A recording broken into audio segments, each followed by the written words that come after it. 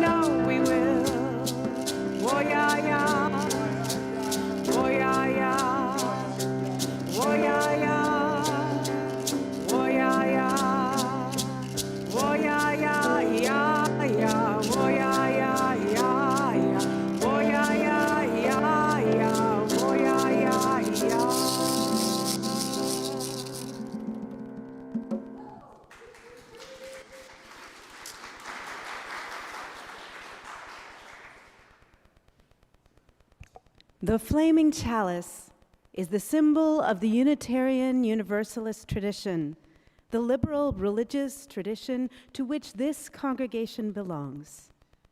Will those of you who are here with us in person this morning please stand as you are able for our chalice lighting? And if you have a chalice at home, I invite you to light it with me at this time.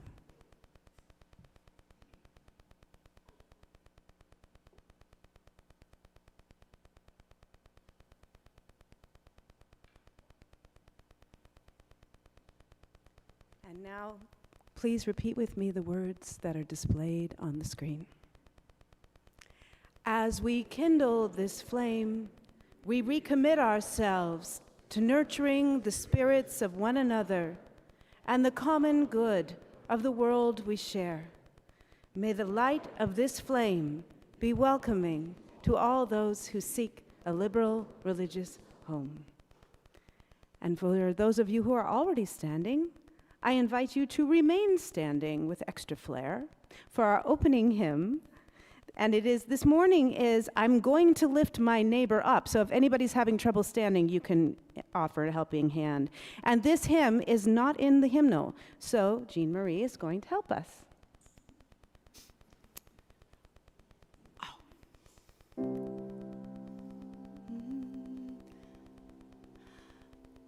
Sadie, would you like to start it? Have to. Okay. I'm gonna lift my sister up. She is not heavy. I'm gonna lift my sister up. She is not heavy. I'm gonna lift my sister up. She is If I don't lift her up, if I don't lift her up, if I don't lift her up, I will fall down. My brother. I'm gonna lift my brother up. He is not heavy. I'm gonna lift my brother up. He is not heavy. I'm gonna lift my brother up.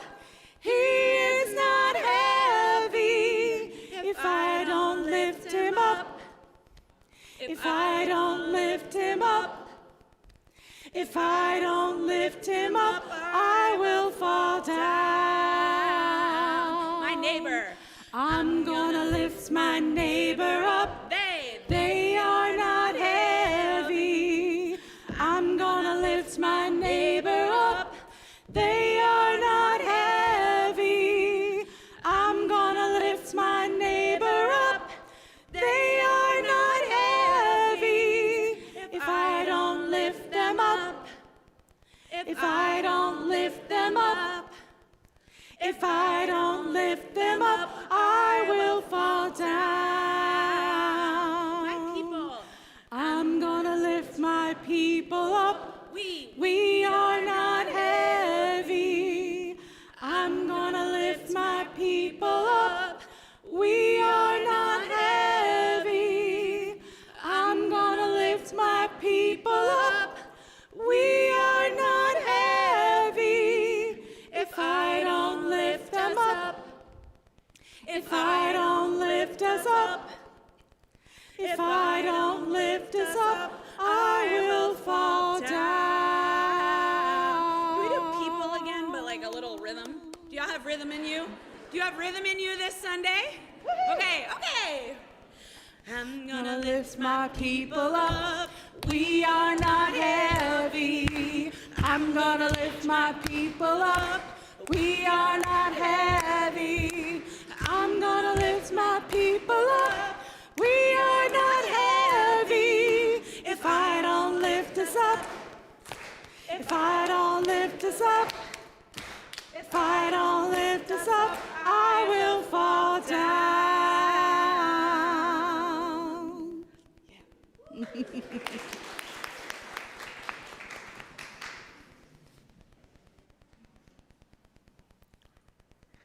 And now I've got extra energy to stand up and say, good morning, my name is Allison Hurwitz, and I am a member of our worship team this morning. Whether you are a first-time visitor or a long-time member, I'd like to offer you a special welcome. Here at the Unitarian Universalist Fellowship of Raleigh, we are intentionally inclusive, liberally religious, and actively serving the common good of our shared world. Whoever you are, and wherever you are on your own spiritual journey, you are welcome here. If you are visiting us for the first time in person, yay, and I invite you to stop by our welcome stand in the foyer if you haven't already done so. You can fill out our visitor form, get a name tag, see how snazzy they are when you come back, and pick up one of our pamphlets to find out more about UUFR and Unitarian Universalism. And if you are visiting us today online, I invite you to fill out our visitor form at www.uufr.org/visitor-form. If you do this, you'll start receiving our weekly e-newsletter. This morning, Eleanor Goodwin, one of our lay ministers, will be available in the right front corner of the sanctuary after the service to talk with anyone who might be experiencing any difficult circumstances in their lives and would like to talk to somebody. I hope all of you will read through the chalice you received by email on Thursday about everything happening here around UUFR. And I'd like to just highlight one thing, which is that we are having a fundraiser for Doctors Without Borders next Saturday from 2 to 4 down in Founders Hall. And it'll be a wonderful chance to hear music and poetry and view and purchase children's artwork. That's from 2 to 4 in Founders Hall next weekend on Saturday. Our in-person social hour will be downstairs in Founders Hall. And we will also have a newcomer gathering that will start about 10 minutes after the end of the service this morning. Annie Wayless, our congregational life coordinator, will be leading it. This is a chance to learn more about Unitarian Universalism, UUFR, and ask any questions you may have. This gathering will take place in the music room, which is at the end of the hallway outside the sanctuary. So if you go out this door, it'll be right on your left. Feel free to go downstairs, cut to the front of the line. It says that in the script. It's okay. Grab a beverage and bring it back upstairs with you. And finally, our beloved Sandy Pierce has a few updates from the board that she'd like to share with you. Welcome, Sandy.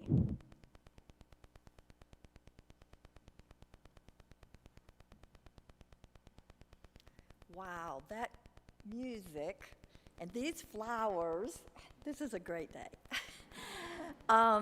Good morning. My name is Sandy Pierce. I'm a director at large on the UUF Board of Directors. How many of you know about the 2-year process undertaken by the Unitarian Universalist Association to rewrite the 7 principles and the 6 sources of our faith? Good. There are some that know, and we want to make sure that everybody knows about this. So one of the board's goals this year that's in our strategic plan is to create partnerships with other UU churches and diverse faith communities in North Carolina and with the Unitarian Universalist Association. So one of our strategies is to update the congregation on UUA developments. In a 2-year process of study and over 1,000 comments from congregants like you at General Assembly meetings and outside of those meetings, the UUA has developed a final proposal to be voted on by our congregation and congregations all across the country at General Assembly in June. To engage our congregation in this major event, the board has created a new UUFR, UUA task force, short-term task force, to assist the congregation to understand the proposed changes to this article, which is part of the bylaws of the UUA. This restatement of our core values and beliefs is what binds us together and gives us a Unitarian Universalist identity. It's in the chalice this week, but if you are interested in being part of this short-term task force, you can talk to me or Tom Karches, who will be the board liaison to that task force. I'll end with proposed language for our values and covenant as Unitarian Universalists. We covenant congregation to congregation and through our association to support and assist one another in our ministries.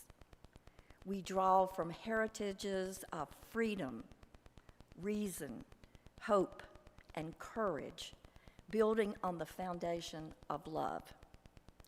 Love is the power that holds us together and is at the center of our shared values. We are accountable to one another for doing the work of living our shared values and through the spiritual discipline of love. Thank you. Thank you, Sandy. And now I invite you to meet and greet your neighbor. Good morning, my neighbor.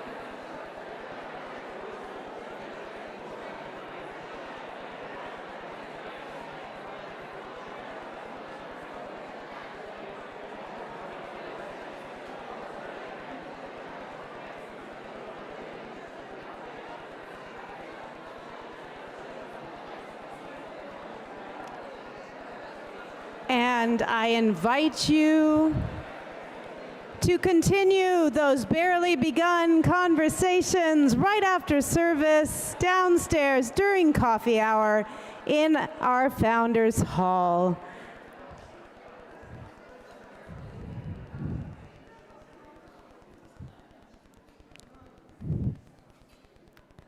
It's one of my favorite things about being a UU. We never get tired of talking. This is the time in our service when we acknowledge some of the joys and sorrows of our community.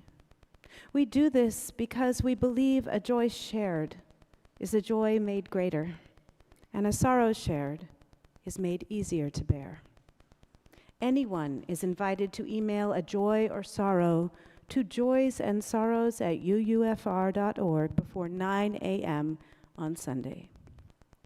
Anyone is also invited to light a candle before the service, and if they wish, to fill out one of our cards so their joy or sorrow can be shared with the congregation.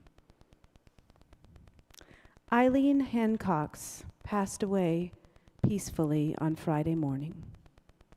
A celebration of life gathering is being held at Highlands Private Dining Area at Glenair Retirement Community in Cary on Tuesday, February 13th at 4 p.m.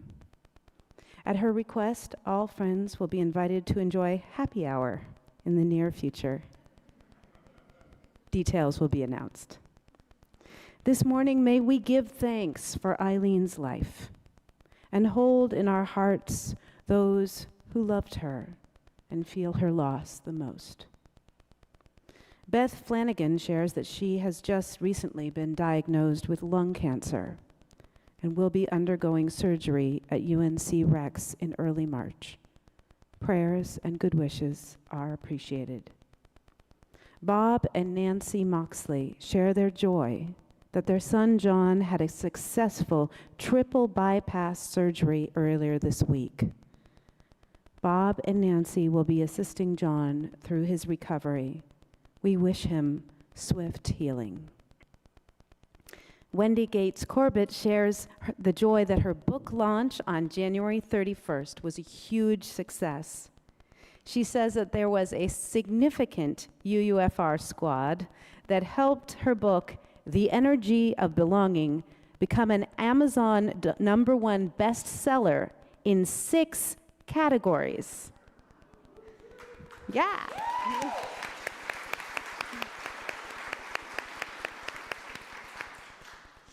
She wants to thank everyone who supported and celebrated with her. Christy Lucia shares that her mother got the call that a liver is available, and she will be in surgery today for transplant.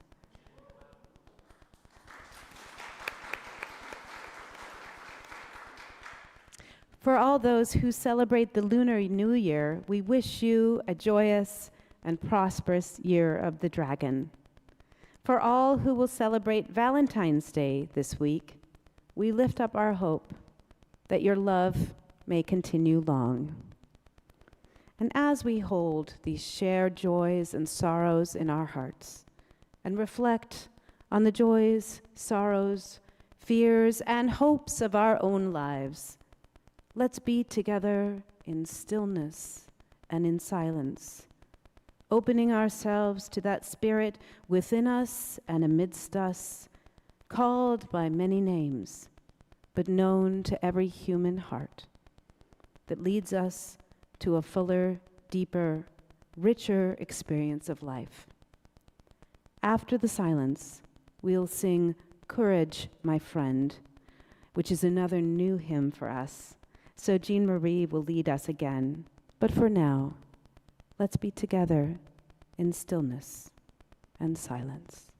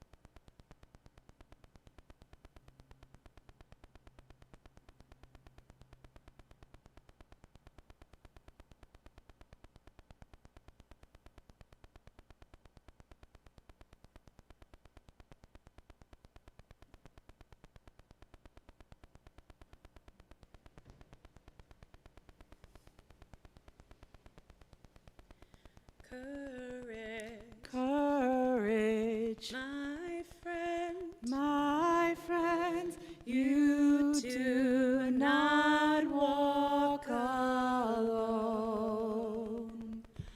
We will go with you and sing your spirit home. Courage, Courage, my friend, my friend, you do not walk alone. we will go with you and sing your spirit home. courage, Courage, my friend, my friend, you do not walk alone. we will go go with you and sing your spirit home. very loud. Courage, Courage, my friend, you do not walk alone. we will go with you and sing your spirit home. courage, Courage, my friend, you do not walk alone. we will go with you and sing your spirit home.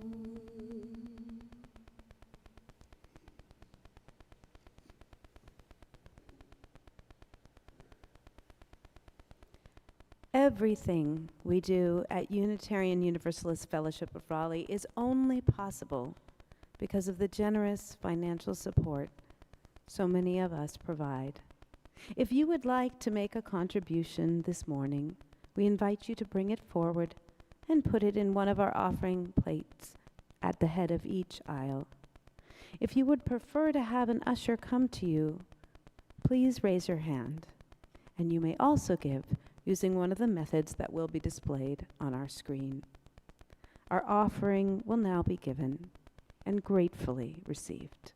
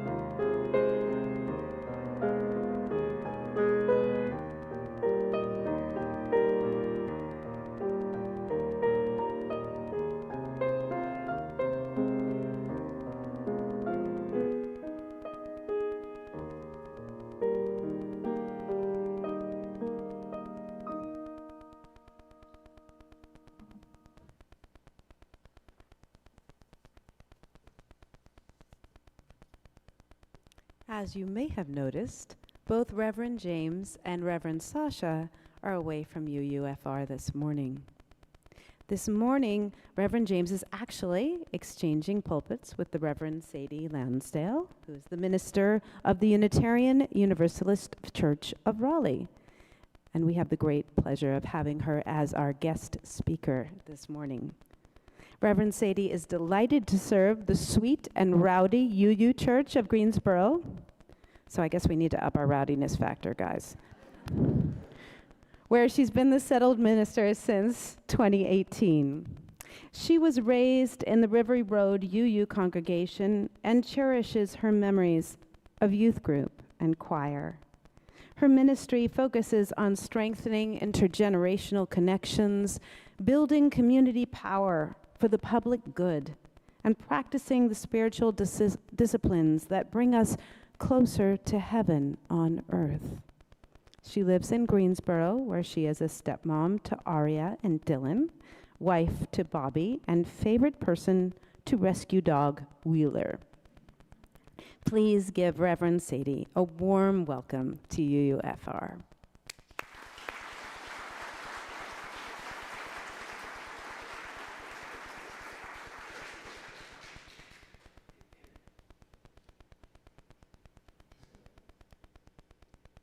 A very great joy to be with you this morning. Via Hafta, Aurora Levens Morales. Say these words when you lie down and when you rise up, when you go out and when you return, in times of mourning and in times of joy. Inscribe them on your doorposts, embroider them on your garments, tattoo them on your shoulders. Teach them to your children, to your neighbors, to your enemies. Recite them in your sleep. Here in the cruel shadow of empire, another world is possible. Thus spoke the prophet Roque Dalton. Altogether they have more death than we, but altogether we have more life than they. There is more bloody death in their hands than we could ever wield, unless we lay down our souls to become them, and then we will lose everything. So instead, imagine winning. This is your sacred task. This is your power. Imagine every detail of winning, the exact smell of the summer street in which no one has been shot, the muscles you have never unclenched from worry gone soft as newborn skin, the sparkling taste of food when we know that no one on earth is hungry, that the beggars are fed, that the old man under the bridge and the woman wrapping herself in thin sheets in the backseat of a car and the children who suck on stones nest under a flock of roofs that keep multiplying their shelter. Lean with all your being towards that day when the poor of the world shake down a rain of good fortune out of the heavy clouds, and justice rolls down like waters. Defend the world in which we win as if it were your child. It is your child. Defend it as if it were your lover. It is your lover. When you inhale and when you exhale, breathe the possibility of another world into the 37.2 trillion cells of your body until it shines with hope. Then imagine more. Imagine rape is unimaginable. Imagine war is a scarcely credible rumor, that the crimes of our age, the grotesque inhumanities of greed, the sheer and astounding shamelessness of it, the vast fortunes made by stealing lives, the horrible normalcy it came to have is unimaginable to our heirs, the generations of the free.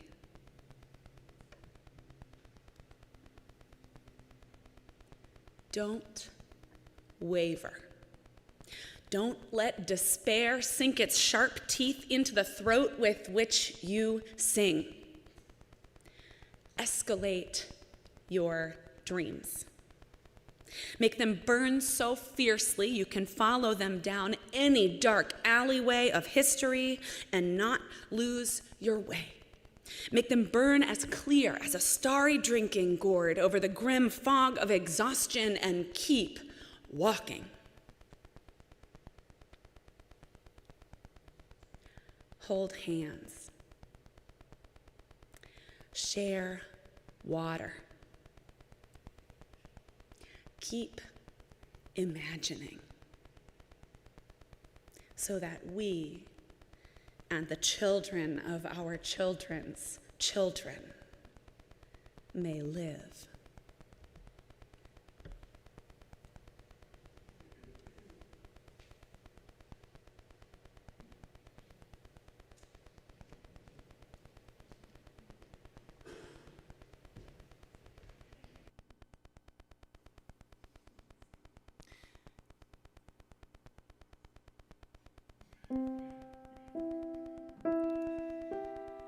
We're going to make this special music together today.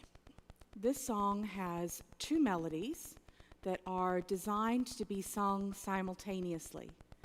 I'm going to sing the first one a few times, and then you may sing with me as you feel comfortable doing so.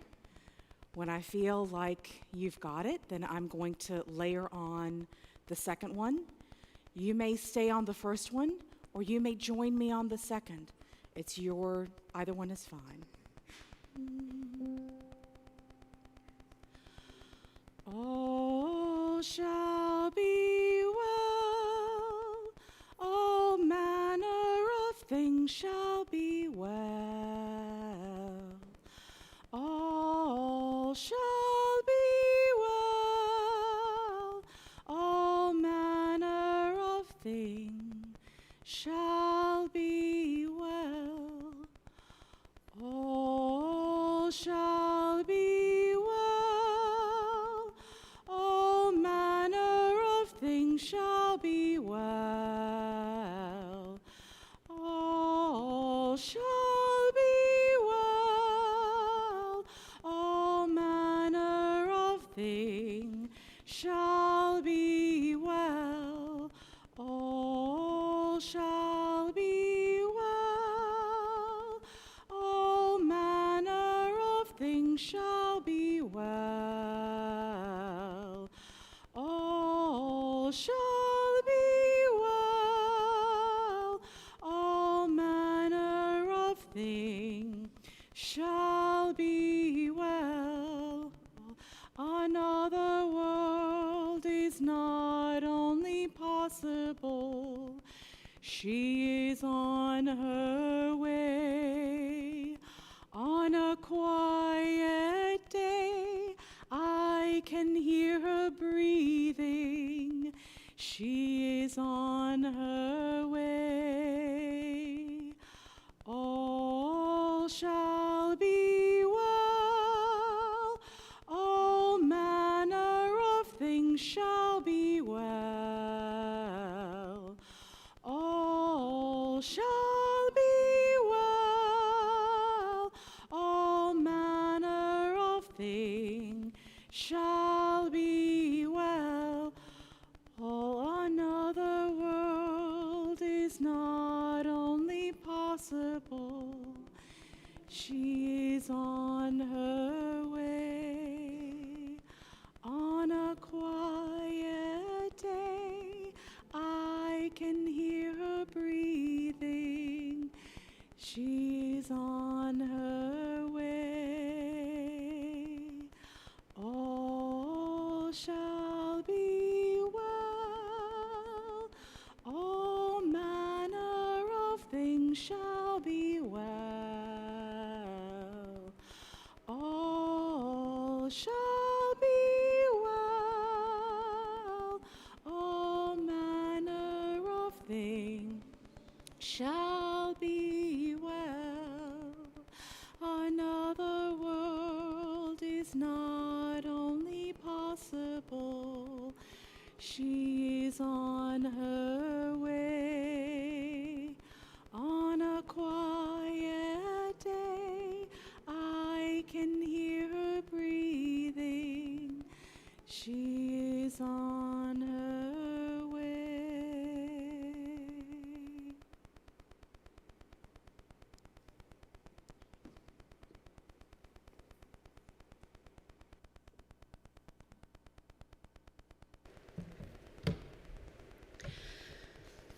Hope is a discipline, says prison abolitionist organizer Mariame Kaba. Hope is a discipline. Practice not allowing despair to sink its sharp teeth into the throat with which you sing. Practice breathing until you shine with hope for a better world. The better world that Unitarian Universalists hope for is earthly, not heavenly. Our Universalist heritage rings clear as a bell. After death, we all end up together, one way or another. It's not a joke, that's what we believe. No one goes to hell for eternity. Hell is here, on earth, of our own making. Hell is in war and in prison. Hell is in forced starvation of the children of Gaza and in war crimes and the profiting therefrom.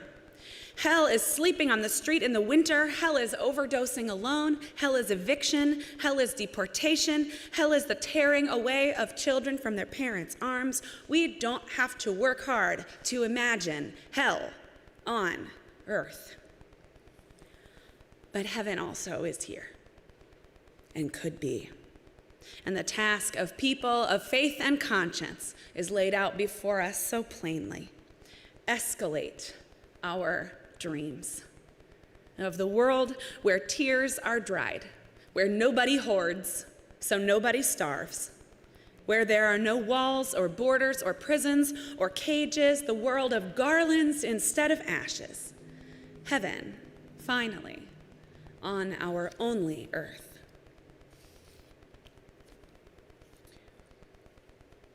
Hope is not a prediction, and this is helpful when predictions are dire. Hope is also not a disposition. You might be optimistic about a situation, which is about applying information to reach a prediction. You may be cheerful by nature, which is a personality trait. That's not hope either. Hope does not depend on evidence, nor does it depend on attitude. Hope doesn't listen to the most dismal facts. Hope doesn't always feel good or look nice. It is the thing in us that refuses to be crushed, that defies pain and poverty and grief and even death. And hope is entirely unreasonable.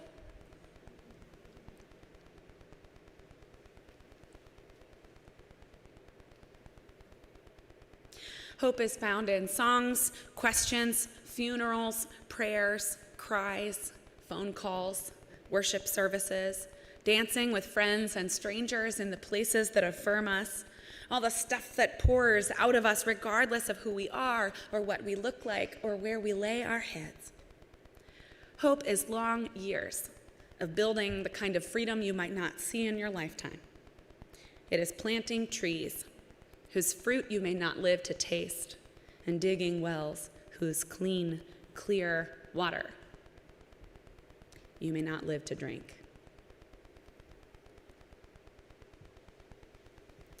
I was born in 1990. How many of you have been working for a better world since at least the 80s? Hope is planting trees whose fruit you may not live to taste, and digging wells whose clean, clear water you may not live to drink. Mariame Kaba is spending her life fighting the prison industrial complex. She imagines a world without prisons in a country that puts more people away than any other on the earth. And in an interview of this phrase, hope is a discipline, she said this: "That became a mantra for me when I would feel unmoored or overwhelmed by what was going on in the world. I would just say to myself, hope is a discipline. It's less about how you feel, more about the practice of making a decision every day that you're going to put one foot in front of the other, that you're still going to get up in the morning. It's not like a fuzzy feeling, like you have to put in the energy, it's a hard thing to maintain. But it matters to have it, to believe that it's possible to change the world. That we don't live in a predetermined, predestined world where nothing we do has an impact. Change is constant, right? Octavia Butler teaches us we're constantly changing, constantly transforming. And so because that's true, we have an opportunity at every moment to push in a direction that we think is actually a direction towards more justice. My most depressing friend from seminary has said to us on many occasions, technically, there's always hope. But sometimes anything other than that feels cheap. So in your back pocket, my gift to you from my most depressing seminary friend, technically, there is always hope. Hope is scaly, thick, and scarred. Hope has bruises and stretch marks and calluses, bloody knuckles and bared teeth. Hope weeps and staggers forward. Hope has cried her tear ducts dry. Hope is fearsome and desperate and so hungry. She wants to lay down and die, and somehow, she doesn't. Not today. Hope is waking in the night and fumbling in the dark, and you would be forgiven for mistaking her for dread or anxiety. Hope is not peace, nor is she peaceful. Hope is acting beyond certainty. Hope is oriented always toward what is possible, toward the beautiful future. And we are living in a lineage of hope, choosing the discipline of it, bolstered by those who came before, who dreamed the world in which we breathe a little deeper.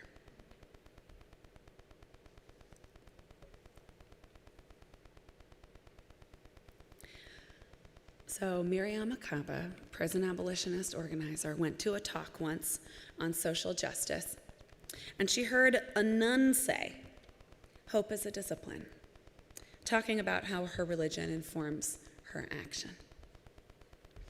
And this anchor, this phrase, this mantra echoed from that nun to the audience of that conversation, magnified by Kaba's many long years of work, passed to me by colleagues and friends who have spent long years laboring to build the beautiful future, to bring heaven down to earth. These mantras, like melodies, pass from mouth to mouth, generation to generation, helping us to keep the claws of despair out of the throats from which we sing. Sometime this fall, something had happened. It was bad. There's so much bad stuff happening that we always have to deal with at church that I actually forget what the bad thing was that week. But nonetheless, there was something that was bad. And in our worship service immediately after, we have a post-worship reflection where we focus on how the service speaks to your life. And so during our post-worship reflection on this day in the fall, where a bad thing had happened and many of us were feeling despairing, in our conversation I shared this mantra, and I was like, well, I know this prison abolitionist organizer who says hope is a discipline, and it's something that we have to practice. And a former board president was like, okay, but how? What do we practice? How do we do it? And I didn't really expect to answer that question on that day, to be honest with you. I took the microphone and I was like, oh yeah, I got a wise thing to say, But former board president, queen of action items, taught qualitative research methods to graduate students in social work before she retired, was like, yeah, but what do we do? And I was like, oh God, I don't know. I just preached a sermon. I can't think any thoughts. What do you guys think? And so the message this morning has unfolded from my people with their hearts in their hands, trying to cook up their disciplines of hope, and I offer them to you this morning. What indeed do we practice? I want to hear which of these disciplines resonate with you. So someone in that group said, the root of the word discipline is disciple, which means to study. And I find that studying a situation, zooming out, studying history, anchors me. Trying to learn, trying to keep my mind open. The free and responsible search for truth and meaning. The discipline of study. Because you can study the fascists forever, but you can also study the abolitionists and the freedom fighters, the race and the class traitors, the gender benders and the organizers and the poets and the ones who feed the world. So far, there has always been oppression and dominion, but also always resistance.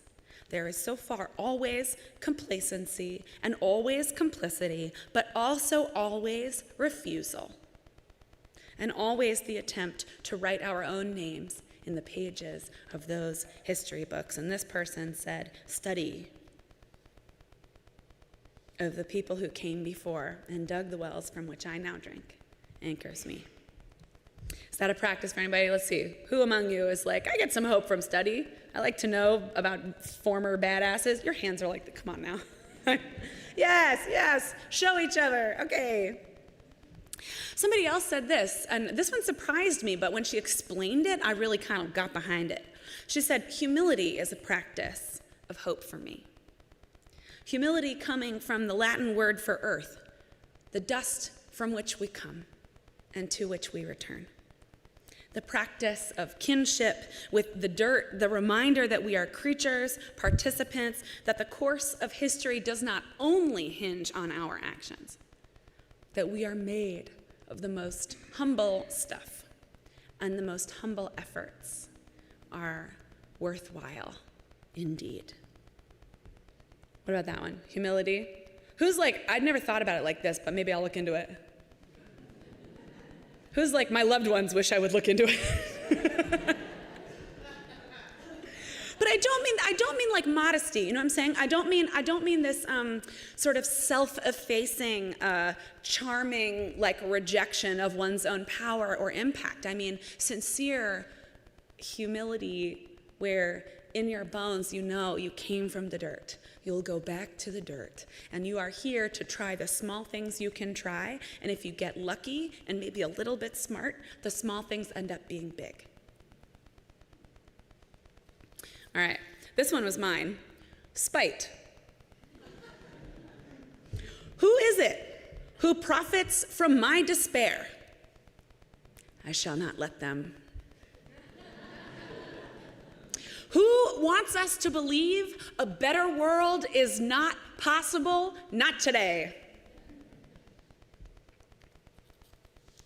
Now, spite is, it must be said, a short-term fuel.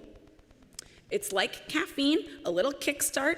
Too much makes you jittery and unreliable.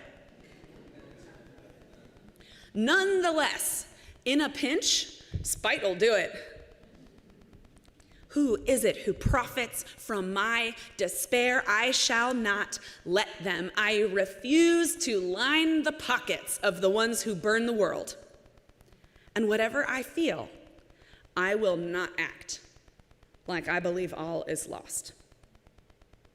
When I cannot see clearly the better world, when I cannot imagine fully heaven on earth, I can at least refuse to enrich the warlords of this one. Spite? Anybody? Anybody want to look into spite? Anyone like, I didn't really think about it like that, but maybe I'll, if I'm having a bad day, I won't like be rude to a barista. I'll just like, I'll think about all the people, the CEOs of the fossil fuel companies or whatever. We can take all their money and pray for them, it's like. grieving. I know. Helen Keller said, "We bereaved are not alone.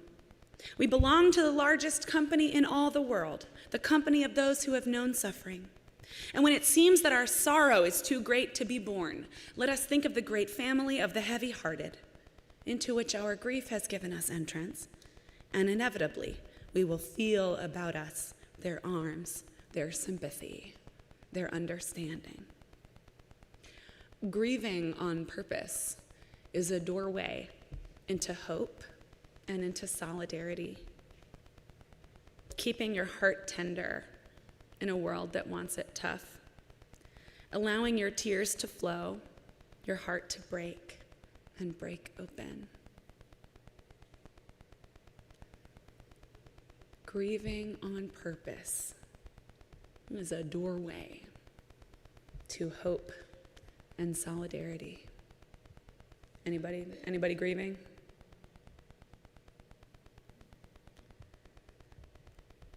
Well, the rest of you either have or will be.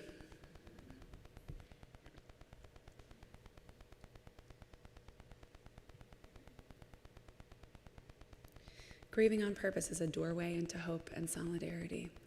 That's sort of a hard link to draw. Are you with me, or are some of you like, can you explain that? Yeah? You kind of get it?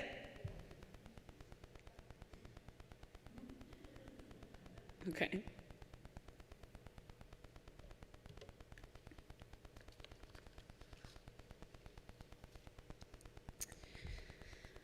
Mutual interdependence. At the conversation I'm referring to on the Sunday before which the bad thing had happened, some members of our caring ministry were there. The ones who lead the way in building our beloved community ride by ride, phone call by phone call, card by card, email by email, dinner by dinner. Are any of you here? What do you call yours? Care team? Anybody on the care team? Yeah, okay, hands up. Anybody ever gotten a ride, a card, a meal, a phone call, something from the care team?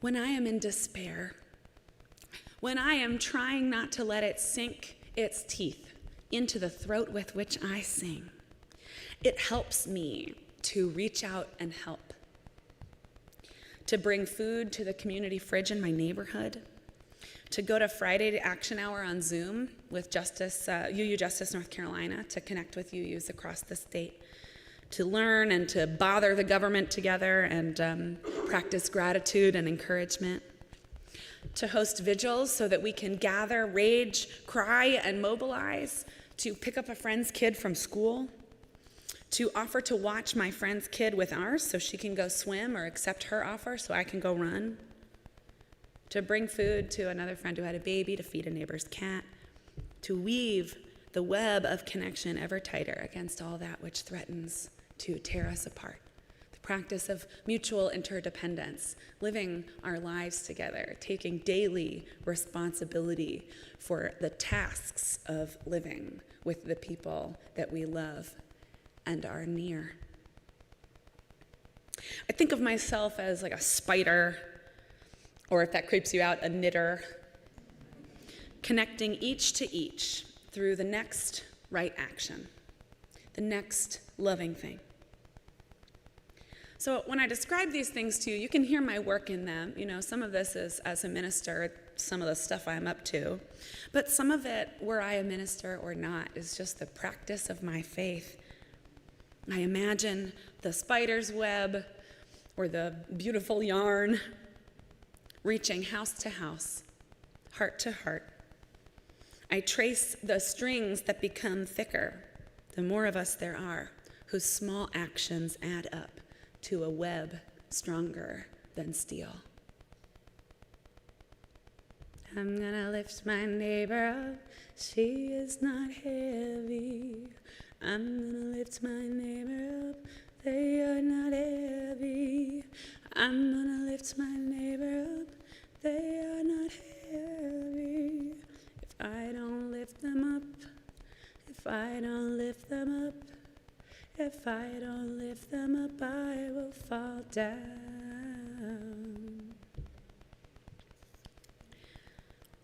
During the height of the pandemic, I emailed all my congregants that I knew worked in healthcare, and I asked if they wanted to talk. And most of them said basically like, yeah, I'd love to talk, and I totally can't. So I invited them to meet me in the parking lot by one of Greensboro, North Carolina's many beautiful lakes. And one by one, we walked down to an old log right at the water's edge. And we sat there together, gazing at the lake, seeing with our own tearful and desperate eyes the sun reflecting on the water, the body of something bigger than us. And in that place, some of them were able to access and speak their sorrows. At the lakeside, seeing before them a glimpse of the eternal, they could lay it down a little, at least enough to weep, at least enough to fortify and carry on.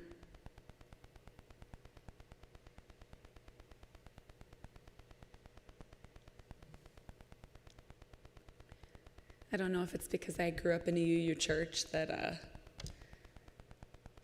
was full of adults who had baggage about God, but it's very hard for me to imagine for myself an image of what God might be. All I think about is like a man that I don't believe in, which is weird. I was a UU child. Nobody ever taught me that that's what God was, but without the alternate models, imagining it is really, really hard for me. And I have to see it. I have to see something bigger than me, and I have to see it with my eyeballs. I feel a little faithless, not able to. But by the ocean, or the lake, or a pond, or a sunset, or a sunrise, or a dark sky, or when we climb up to the top of the parking deck and watch the full moon over the city. Whatever it is that is bigger than me, but also connected to us, is a kind of spiritual fortification. Anybody else feel that?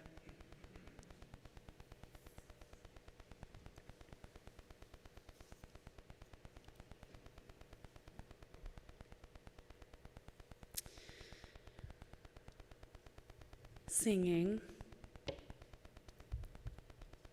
My practice of hope is and always has been guided by song.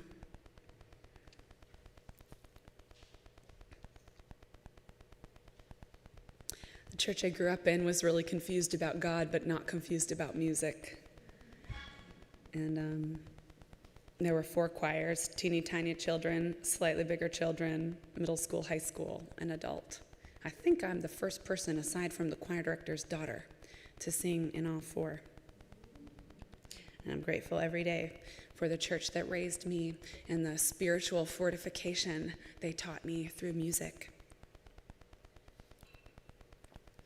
The breath of life in each and all, enjoying its way through our temporary lungs.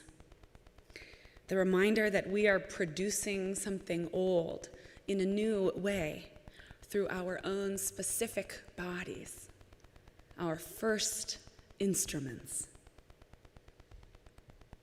Hearing my own voice echo some comfort back to me when I'm alone.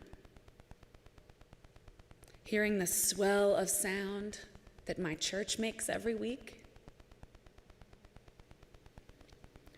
The music of the church of my childhood that is with me now, that will be with me when I die.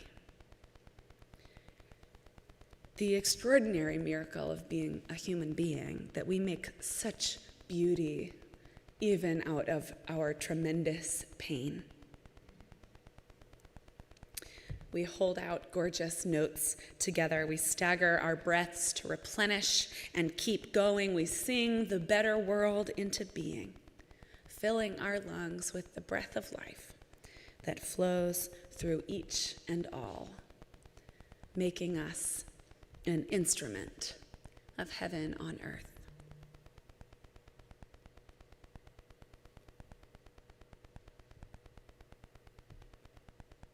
Heaven knows where we are going, but we know it there.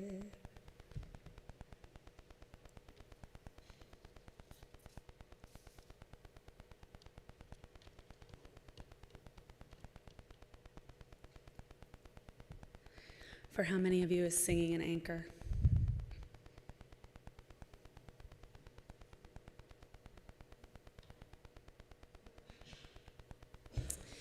I'm so grateful to have so much music up here in case I ever go to jail. No, I really mean, that's kind of a funny thing to say, but I really mean it. I'm so serious about that.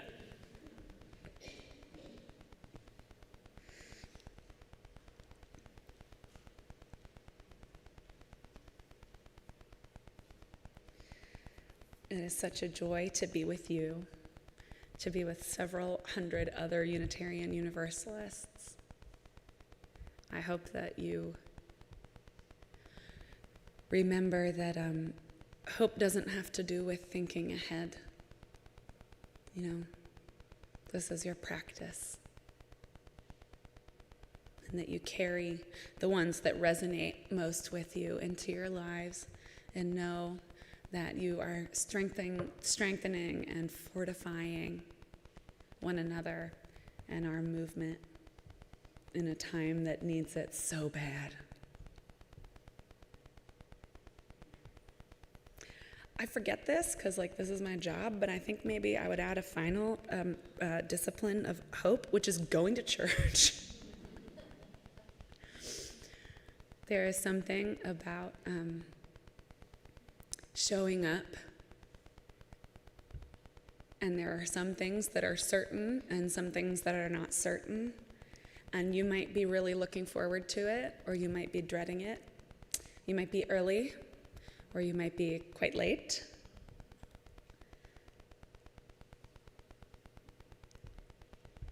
But the weekly practice of showing up for each other, to be with each other, and to touch transcendence together can anchor us and strengthen us. Are any of you church-going types? Is this a practice of hope? I hope so.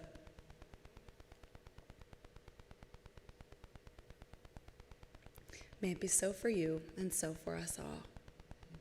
Amen.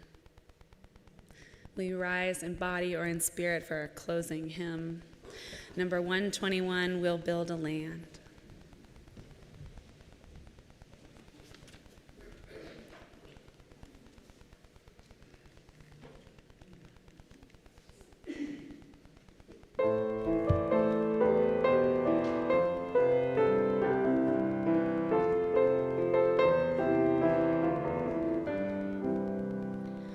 We'll build a land where we bind up the broken. We'll build a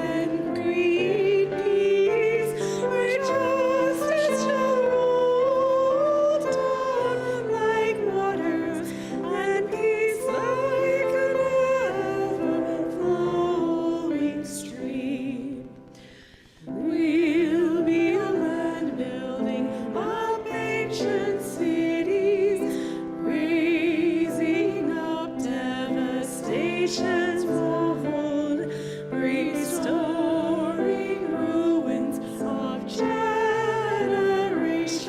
Oh, we'll build a land of people so bold. Come to the land where siblings in spirit, anointed by God, may then create peace, where justice shall roll down like waters, and peace like an ever-flowing stream. Come, build a land where the mantles of praises resound from spirits once faint and once weak, where like oaks of righteousness stand her people. Oh, come, build the land, my people we seek. Come, build a land where siblings in spirit, anointed by God, may then create peace, where justice shall roll down like waters, and peace like an ever-flowing stream.